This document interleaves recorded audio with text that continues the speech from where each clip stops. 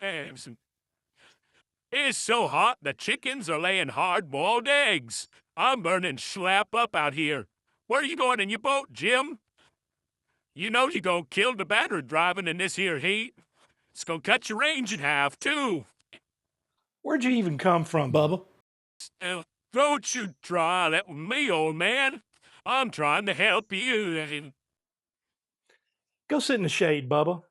I got data about batteries and heat that blast that bunk completely back in the Stone Age. Only hang in the Stone Age is that old man.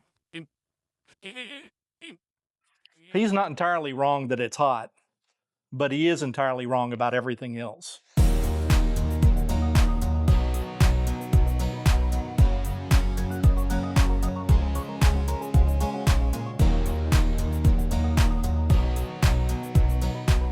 Now, you might laugh at Bubba, but here's the thing.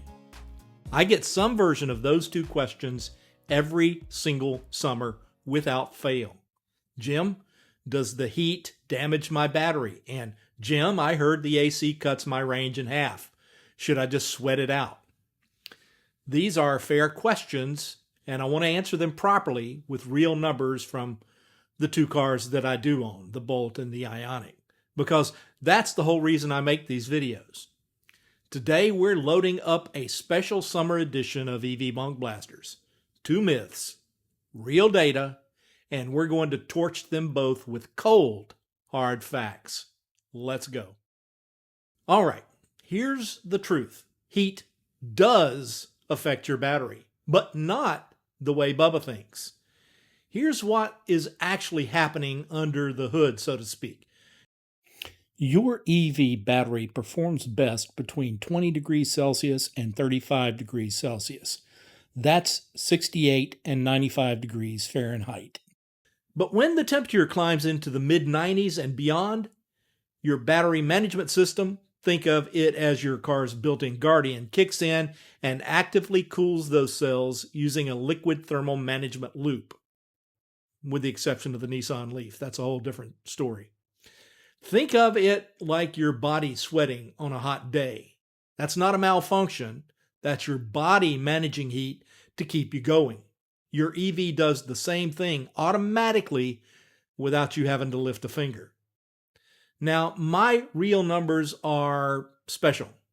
On a 95-degree Florida afternoon in the Bolt EUV, I typically see about a 5 to 7% range reduction compared to a comfortable 72-degree day. My Ioniq 5, it's a similar story, but it's maybe 6 to 7% on a genuinely hot and brutal afternoon. That's not your battery dying.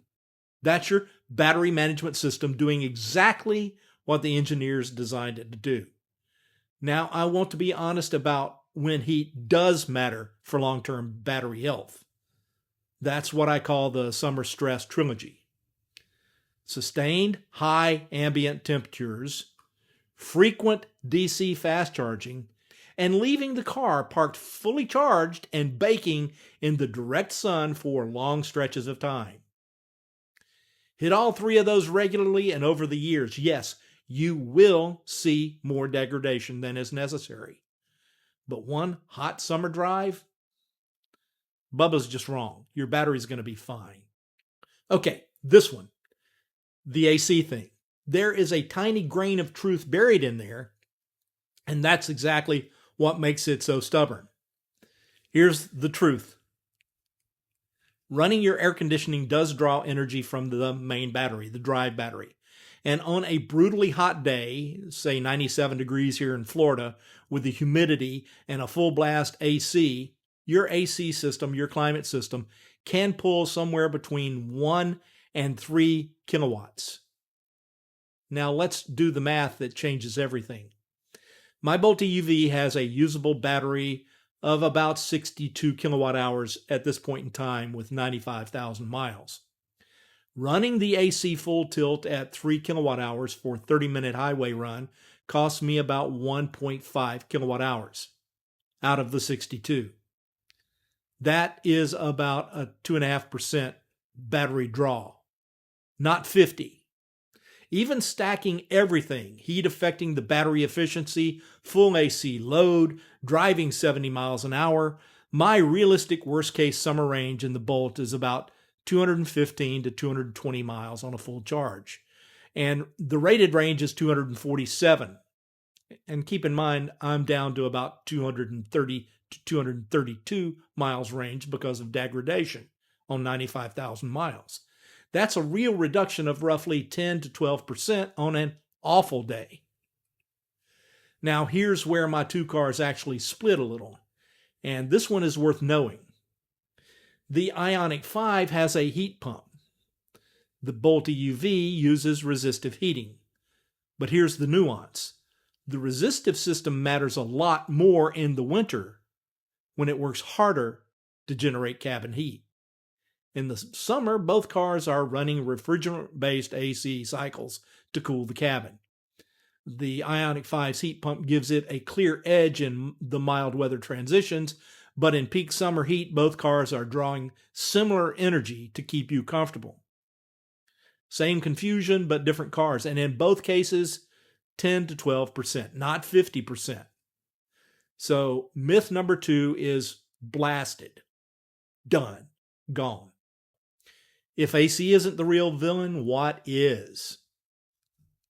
I'm going to tell you what it is. It's a hot cabin.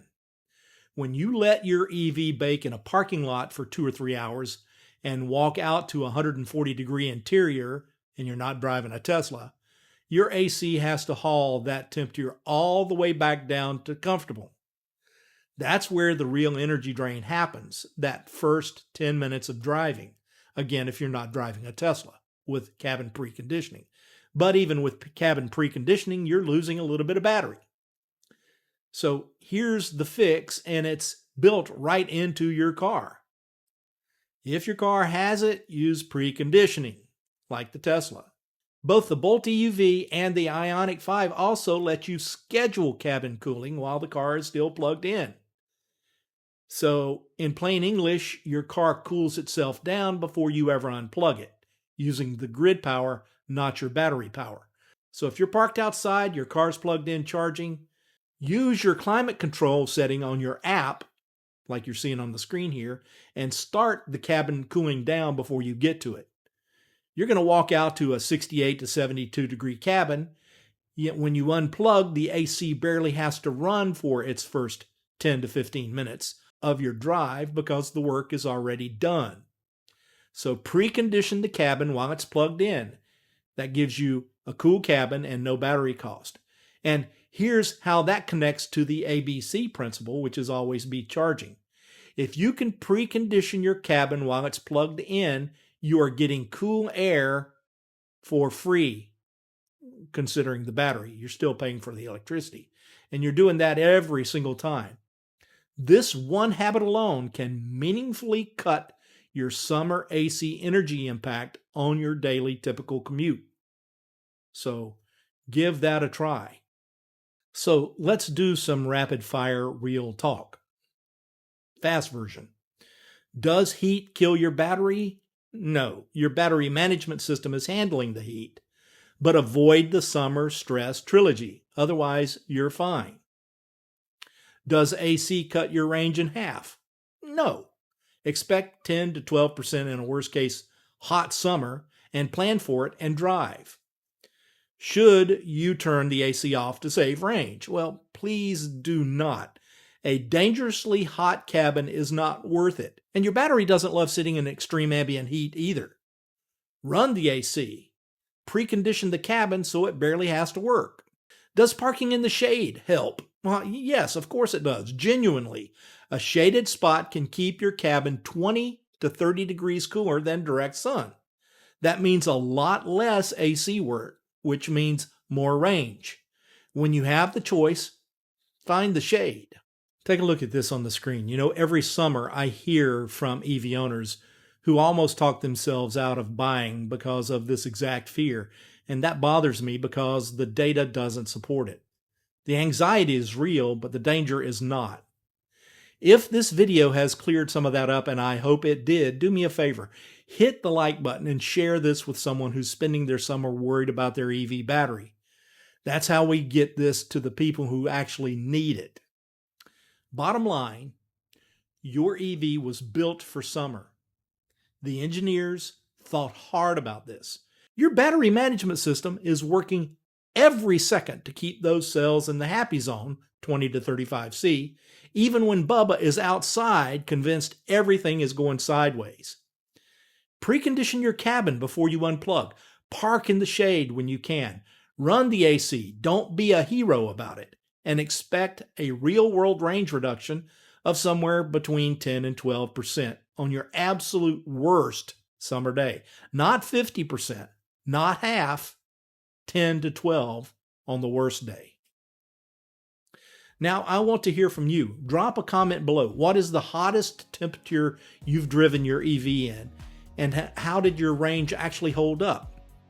Real numbers from real drivers. Let's build the data together. Let's share real experiences. That's the whole reason I make these videos. Until next time, keep charging, keep driving electric, keep blasting that bunk, and I'll see you out there or somewhere along the route from point A to point B. Stay cool, everybody. See you all real soon.